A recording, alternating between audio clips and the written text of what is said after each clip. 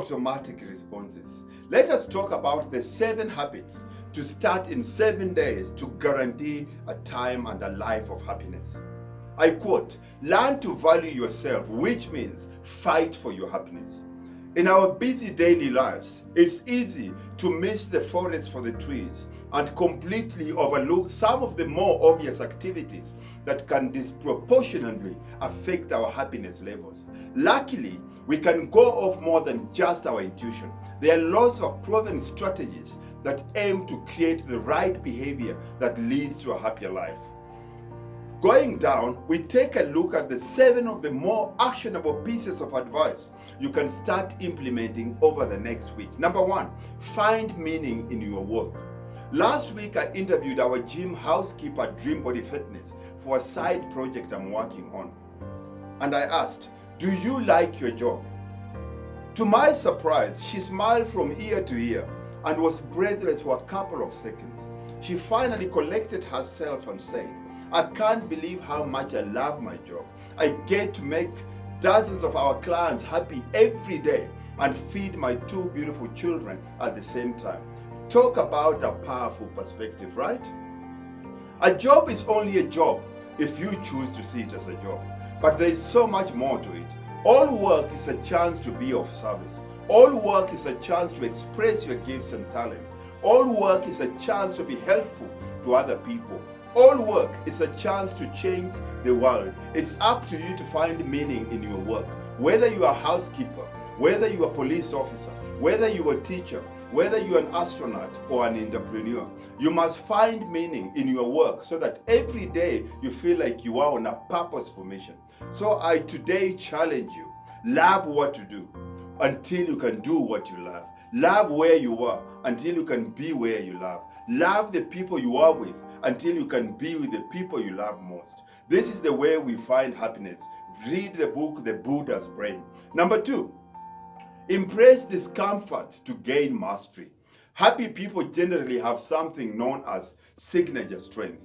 At least one skill set they've become proficient at, even if the learning process made them feel somewhat uncomfortable at first. Over the past couple of decades, we've coached thousands of people online and offline. And one lesson we've learned is that yes, mastering a skill is just as stressful as you might think. However, this stress is positive.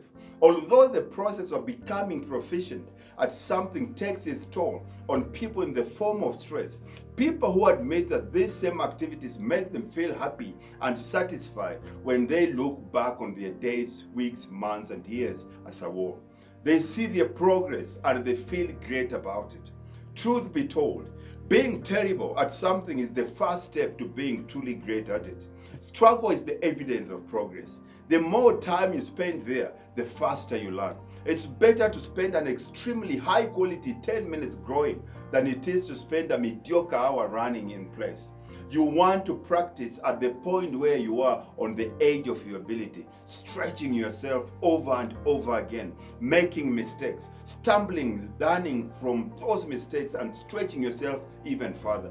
The rewards of becoming great in the long run far outweigh the short-term discomfort that is felt in the process of learning and earning your stripes. Number 3, detach yourself from your failures and successes. Self-worth that is attached to external merit can be quite fickle. For example, through our coaching, I've come to know that most people who tie their self-worth to their weight loss feel small boosts when they receive or lose weight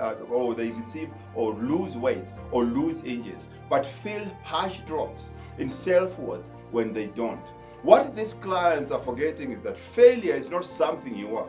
It is just something you experience, and the same is true for success. So remember that happy, successful people are often happy and successful in the long run for one simple reason. They think about failure and success differently. They don't take everything that goes wrong personally, and they don't get a big head when everything goes right either.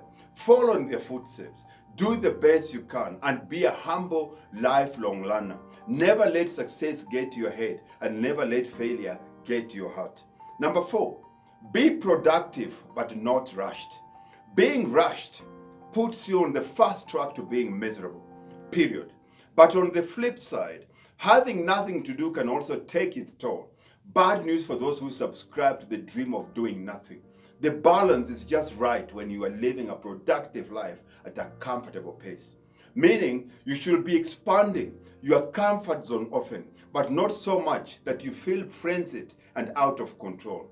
Easier said than done, but certainly a positive state to strive towards. One method of achieving this is to have heavy lifting and light lifting time slots scheduled each day. During the heavy lifting times, you go at it full force, and then as soon as light lifting time slot arrives, you slow down. It is simply a matter of scheduling time every day, not to be overly busy. Have dedicated downtime, clear points in the day to reflect, rest, and recharge the battery. Don't fool yourself. You're not so busy that you can't afford a few minutes of sanity. Also, keep in mind that you can't always be agreeable to everyone else's requests and demands, and that's how people take advantage of you. Sometimes you have to set clear boundaries. We all have obligations, but a comfortable pace can only be found by properly managing your yeses. Be willing to say no to most things so that you can say yes to the right things in your life. Read the book, The One Thing. Number 5, give when you're able. While giving is usually considered a selfless act, giving is often more beneficial for the giver than the receiver. In other words, providing social support of any kind can actually be more helpful to the bigger picture of our lives than receiving it. Intuitively, I think we all know this because it feels amazing to help someone who needs it. And that's because lasting happiness doesn't result from what we get, but from what we give. The experience of making a difference in the world. The science behind this is simple. Performing any act of kindness releases a hormone we call serotonin in our brain. Serotonin is a natural substance that has incredible health benefits, including making you feel more joyful. However, what is even cooler about this is that not only will you feel better, but so will others watching your act of kindness transpire. That is right, bystanders will be blessed with the release of serotonin just by watching you give kindness. And a side note is that the job of most antidepressants is to release more serotonin. Move over, Pfizer. Kindness is kicking butt and taking names. So just keep in mind that while you can't give all of yourself all the time, you can give some of yourself some of the time, and doing so will make all the difference. Number 6, nurture your closest relationships. Finding Flow, an interest psychology book on happiness, reveals national survey data showing that when someone claims to have a few close friends with whom they can discuss important problems, they are 60% more likely to say they're happy. Also, did you know studies have shown that average human mortality rates double when we are lonely? That's scary. Good relationships really are worth their weight in gold. And the number of friends isn't the important aspect here. It is the effort you put into a relationship that matters. Although it's harsh to think about, even the best relationships dissolve over time if they aren't maintained. A closeness with someone is something you need to continually earn, so never treat it as a given. Every time you connect with those close to you, you further strengthen those bonds and you give yourself a little boost of happiness in the same time. It's a win-win scenario. And don't wait around to make big plans with those you care about.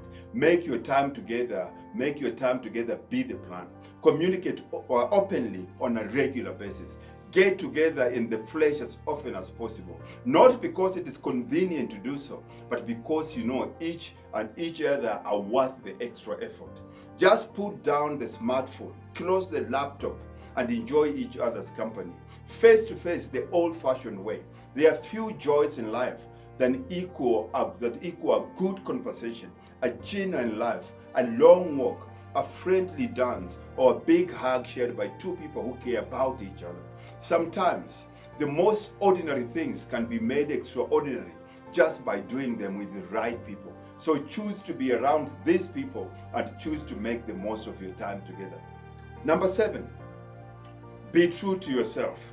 This one is more anecdotal than specific, but perhaps the most important point of them all. When The Guardian asked a hospice nurse about the most common regrets of the dying, one of the prevalent answers was that people regretted not being true to themselves. As one patient put it, and I quote, "I wish I had the courage to live a life true to myself, not the life others expected of me." End of quote. May that quote dwell in your mind and remind you to make your needs a priority. Because ultimately, no matter how you live or how wonderful you are, someone else will be disappointed. So do your thing. Don't hesitate and waste all your time with lots of explanations. Most people only hear what they want to hear anyway. Just because someone doesn't understand your point of view doesn't mean a great explanation doesn't exist. Seriously, can you remember who you were before the world told you who you should be? Happiness is found when you stop comparing yourself to everyone else and what they want.